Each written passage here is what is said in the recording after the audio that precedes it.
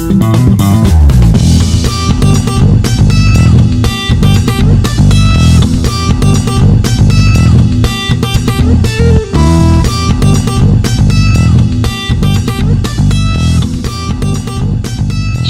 Bapak Ibu sekalian, saudara terkasih. Ibadah rumah tangga hari ini, ayat yang diberikan kepada kita dari Hosea 11 ayat 5-7. Sebelum kita membacanya, mari kita berdoa. Bapa yang bertata di kerajaan surga, ucapan syukur dan terima kasih Tuhan, kami panjatkan hadirat-Mu yang telah berkenan menggerakkan hati kami agar kami bisa berkumpul, bersekutu, beribadah dan menyembah Engkau. Tibalah waktunya kami akan belajar kebenaran firman-Mu. Biarlah kami bisa berkonsentrasi, fokus, dan sepenuh hati memperhatikan firman-Mu. Kiranya Roh Kudus berkati kebaktian ini, terlebih hati dan pikiran kami, agar kami memperoleh hikmat yang daripada-Mu, sehingga setiap firman yang kami terima tidak berlalu begitu saja, namun tersimpan abadi di dalam hati kami. Apabila ada suara-suara lain yang ingin mencoba mengalihkan perhatian kami, singkirkanlah Tuhan, dan serta berilah kelembutan hati, dan jauhkan hati yang keras dalam hati kami Tuhan, sehingga kelembutan daripada-Mu Tuhan menyertai kami, sehingga firman-Mu itu bisa dalam bersemayam dalam hati kami.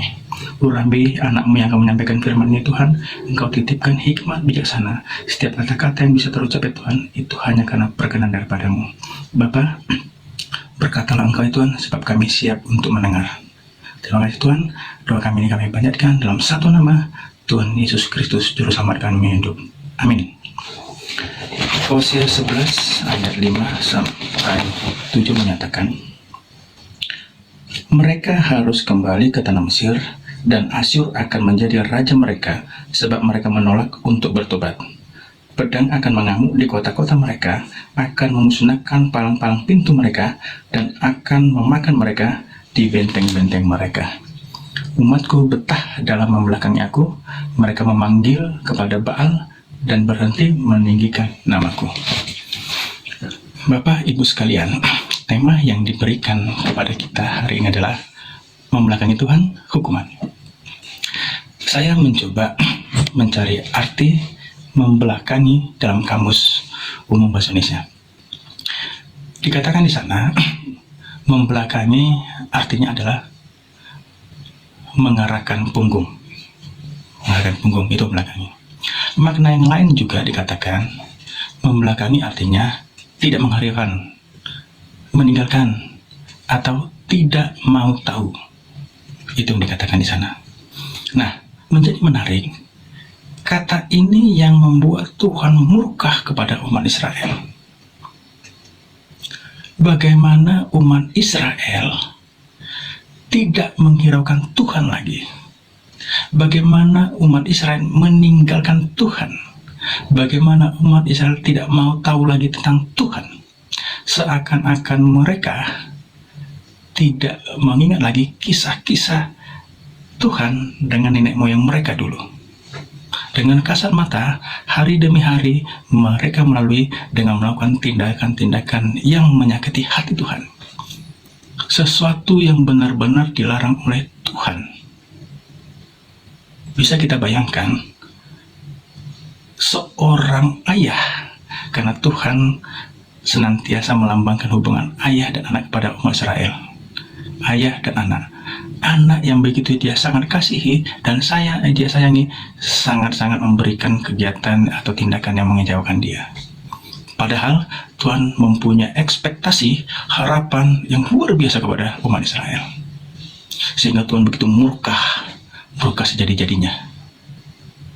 Meskipun murka itu dibalut dengan kasih sayang seorang ayah kepada anaknya. Bapak Ibu sekalian, apabila kita mencermati yang dialami umat Israel, apakah masih relevan dengan kita zaman sekarang ini? Apakah ada tindakan kita yang mengarah ke Baal, atau jangan-jangan menciptakan Baal? Sangat-sangat bisa kita lihat Bapak Ibu sekalian, banyak masyarakat sekitar kita pergi ke tempat-tempat yang tidak semestinya. Sering kita lihat orang-orang tertentu pergi ke pinggir laut, ke puncak gunung, ke bawah pohon yang rindang, atau tempat-tempat lain yang dianggap mereka mampu memberikan keselamatan bagi mereka. Tempat-tempat ini begitu dipuji, diagung-agungkan, dijaga, dikeramatkan sedemikian rupa. Ini yang ada di sekitar kita.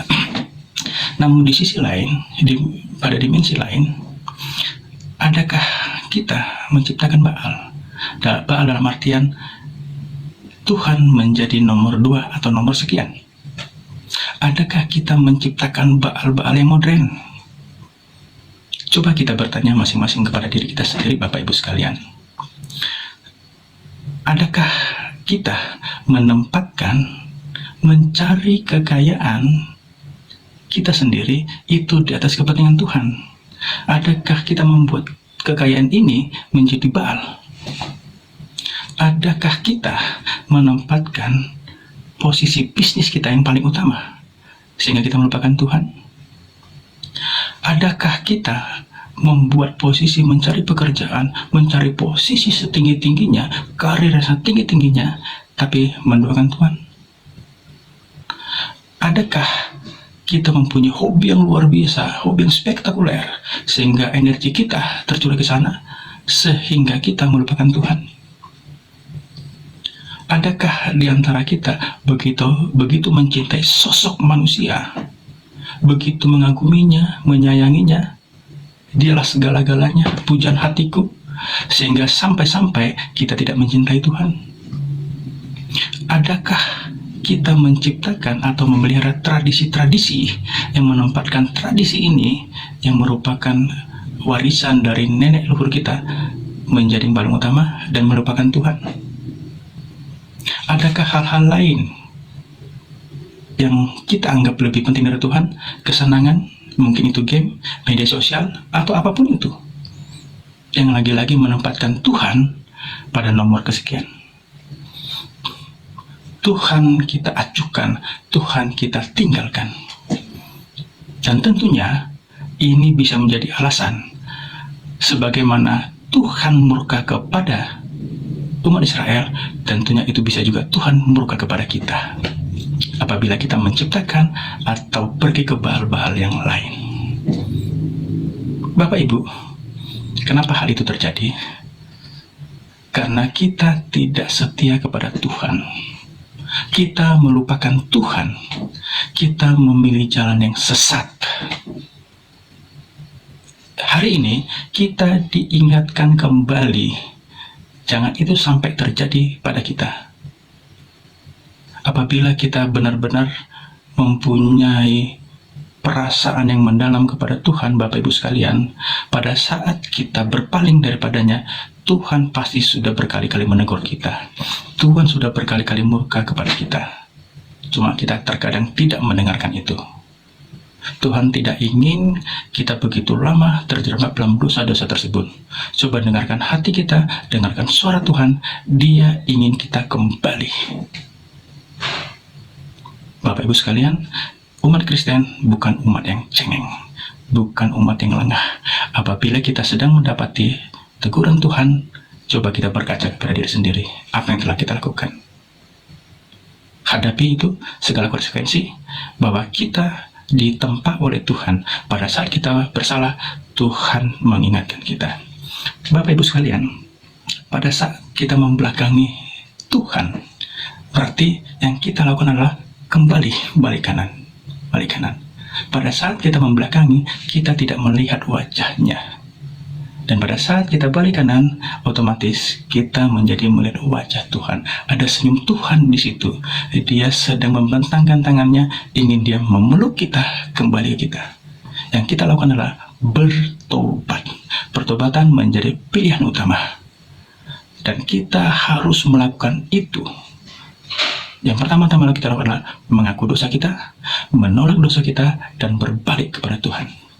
Dengan demikian, kita akan mendapatkan keselamatan, kesembuhan, dan tentunya otomatis kita akan menjadi berkat untuk orang lain. Di zaman COVID seperti ini, kita membutuhkan mental orang biasa, banyak tantangan, banyak godaan, begitu banyak menerpa kita. Tapi jangan kita kalah, karena Tuhan ada bersama dengan kita. Mari kita menjadi orang-orang yang tidak lagi membelakangi Tuhan. Terima kasih. Tuhan memberkati. Bapak Ibu, mari kita berdoa.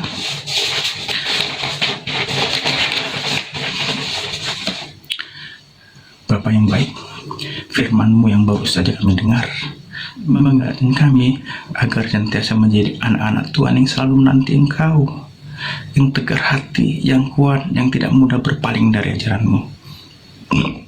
Kami menyadari Tuhan, sekitar kami begitu sangat-sangat menggoda kami, begitu sangat berat yang kami alami. Problematika yang kadang Tuhan begitu sangat berat, baik dalam kehidupan keluarga kami, pekerjaan, apapun yang kami alami. Tapi kami yakin Tuhan, kalau Engkau bersama kami dapat melewatinya. Kami berdoa buat negara kami, pemimpin kami, dimanapun mereka berada Tuhan, Kau berkati, berikan hikmat dan kebijaksanaan yang daripada-Mu. Pemimpin rohani kami Tuhan, para pendeta, penatua, presbiter, dan segala hal itu yang berkaitan kerohanian kami, berkati ya Tuhan. Ya Tuhan, lihatlah keluarga besar kami, begitu sangat menyayangi Engkau, mencintai Engkau ya Tuhan. Segala apapun yang dalam hati kami Tuhan, lihatlah ya di dalamnya Tuhan. Begitu banyak jiwa-jiwa yang merintih, bermohon kepadamu, mengharapkan kasih sayang-Mu Tuhan, biar kami bisa melaksanakan apapun yang kami lakukan. Jangan biarkan kami sendiri Tuhan. Kami yakin ya Bapa, apapun bisa kami lakukan kalau Engkau bersama-sama dengan kami. Tuhan, begitu banyak dosa yang kami perbuat, bimbing kami supaya kami tidak melakukannya. Kami tidak mau menjadi anak-anak-Mu yang membelakangi Engkau. Biarlah kami menjadi orang-orang yang tegar, yang selalu melihat wajah-Mu Tuhan, yang selalu mengharapkan pelukan-Mu. Biar kami menjadi anak-anak yang setia daripada-Mu Tuhan.